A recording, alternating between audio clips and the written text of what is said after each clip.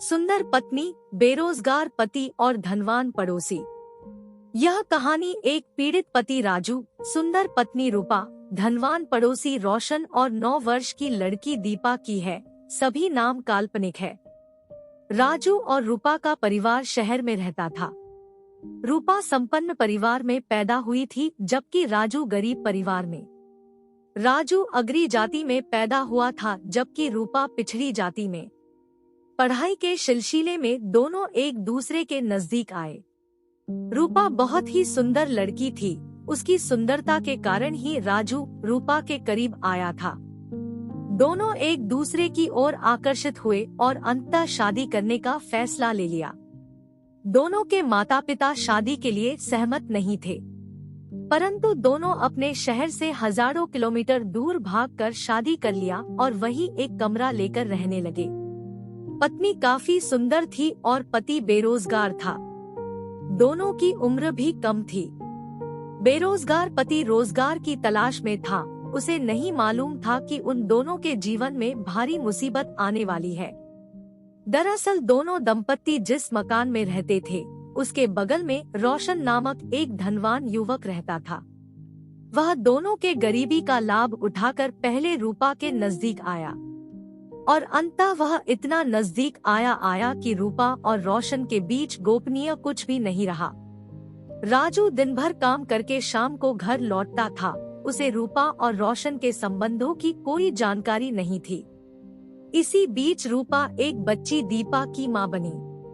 एक दिन अचानक रूपा राजू से कहती है, रूपा, मैं कब तक इस तरह की जिंदगी जीती रहूंगी? राजू, जब तक भगवान की इच्छा होगी। रूपा, मुझे तेरे साथ नहीं रहना है। राजू, मायके जाना चाहती हो? हम दोनों के परिवार वाले तो कब का संबंध तोड़ चुके हैं। रूपा, नहीं, मैं मायके नहीं जाऊंगी। राजू गंभीर मुद्रा में, तब कहाँ जाओगी? रूपा, आपको क्या मतलब? राजू, अरे तुम मेरी पत्नी हो, मतलब मुझे नहीं रहेगा तो दूसरा किसको रहेगा? रूपा, मुझे हर परिस्थिति में तलाक चाहिए। राजू, अरे यह क्या बोल रही हो? रूपा, नहीं, मुझे तलाक चाहिए। रूपा अपने और रोशन के बीच के संबंधों के बारे में सब कुछ राजू को बता देती है। राजू मन मार कर तैयार हो जाता है।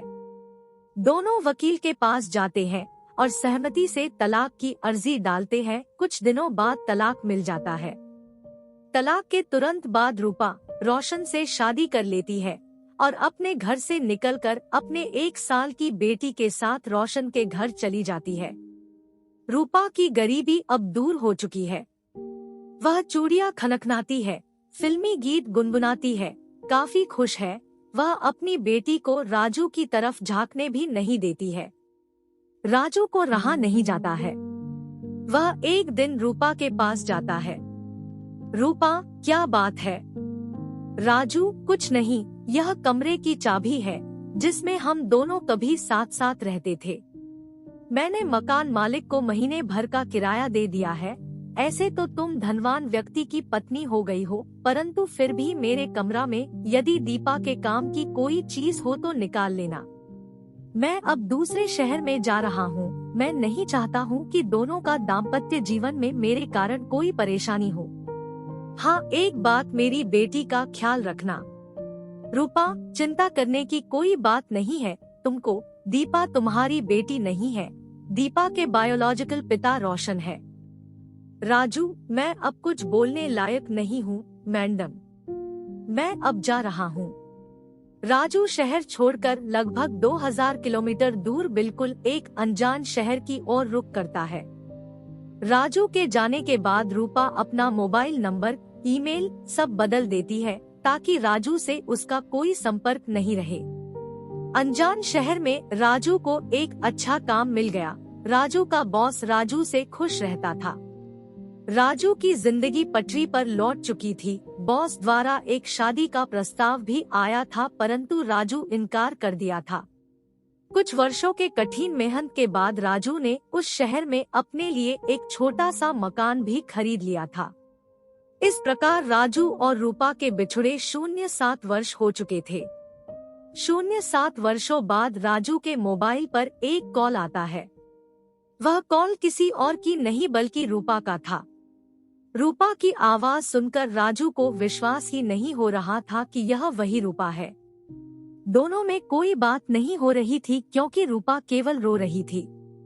कुछ देर बाद, राजू, बोलिए मैडम, कैसे याद आई? रूपा, मैडम मत बोलो राजू। राजू, तो मैं क्या बोलूं? रूपा, मुझे रूपा बोलो। राजू, नहीं, रूपा तो मेरी पत्नी थी, तुम तो अब धनवान पड़ोसी की पत्नी हो। रूपा, नहीं राजू, रोशन ने मुझे घर से निकाल दिया है। राजू, तुम अभी कहाँ हो? रूपा, IT चौराहा पर। राजू, तुम्हारे साथ और कौन है? रूपा, मैं और दीपा। राजू, तुम एयरपोर्ट आ जाओ, मैं दोनों का टिकट तुम्हारे मोबाइल पर भेज रहा हूँ। राजू और रूपा के शहर के बीच लगभग 2000 किलोमीटर की दूरी है। रूपा एयरपोर्ट पर आती है, जहां से फ्लाइट से वह राजू के शहर पहुंचती है। राजू पहले से एयरपोर्ट पर रूपा का इंतजार कर रहा था। एयरपोर्ट पर दोनों एक दूसरे के साथ लिपटते हैं, जी भर कर रोते हैं। राजू और रूपा कानूनी सलाह के लिए वकील के पास जाते हैं। राजू और रूपा, हम दोनों पुनः शादी करना चाहते हैं। वकील, जब तक रोशन और रूपा का तलाक नहीं हो जाता है, तब तक आप दोनों की शादी नहीं हो सकती है। रूपा रोशन से सहमति से तलाक का निवेदन करती है, परंतु रोशन न तो तलाक देने को तैयार हुआ और न ही रूपा को अपने साथ रखने को।